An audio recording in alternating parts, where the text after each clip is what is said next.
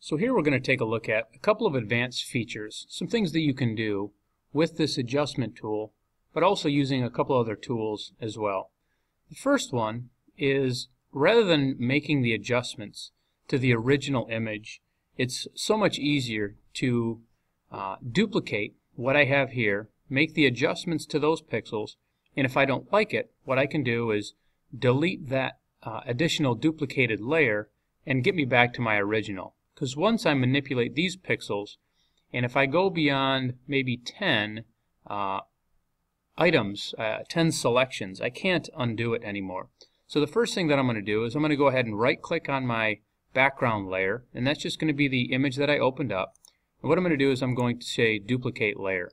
So it's going to be the exact same thing. I can't tell, but let's just say I make a mistake with this layer here, and I'll show you a little bit later on.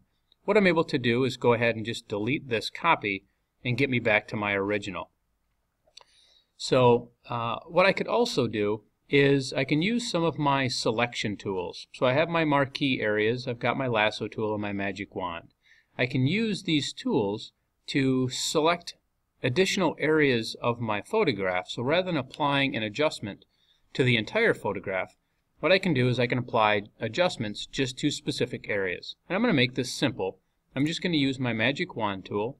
I'm going to go ahead and change the tolerance to 100, and I'm going to select this blue sky.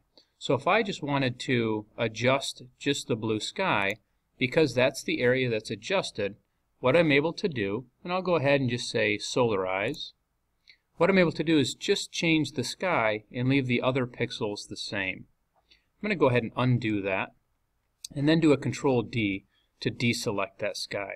What I could also do, using that same magic wand tool, I could do the same thing with my marquee tool. If I wanted to come in here and let's say just have this area right here, I have a little feather on it so it's going to be soft.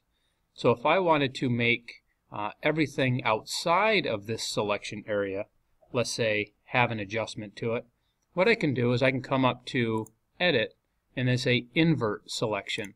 And what that's going to do is select all of the pixels that I didn't have selected.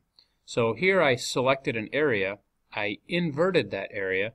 Now if I go in and make an adjustment, and let's say go back to this sepia, what I'm able to do is apply the sepia just to the area that's selected. In this case I inverted it, so it's going to select everything except for that marqueed area. And it's going to leave my middle area the original color. I'm going to do a Control-D to deselect that. So I can use my selection tools to select specific areas of my photograph, and then I can either apply that adjustment to that selection, or I can say Edit Invert Selection, and it's going to select the pixels that I didn't have selected and apply the filter there. Let's just say that in this case I didn't like what I did and the undo wasn't working.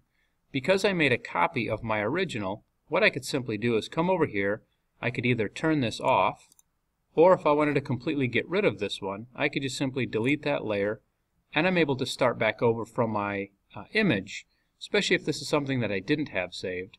I could come back and duplicate that layer again, and then I could apply other adjustments or other manipulations to this photograph. So let's say I wanted to keep that blue sky the same. I'm going to invert that selection. And then let's say I want to go ahead and I'm going to apply a little old photograph here. So I can apply just this old photograph just to the selection area down here. So use the selection tools and then the invert selection to give me some different looks using a couple of other processes besides just simply the any of the menu items inside of adjustment.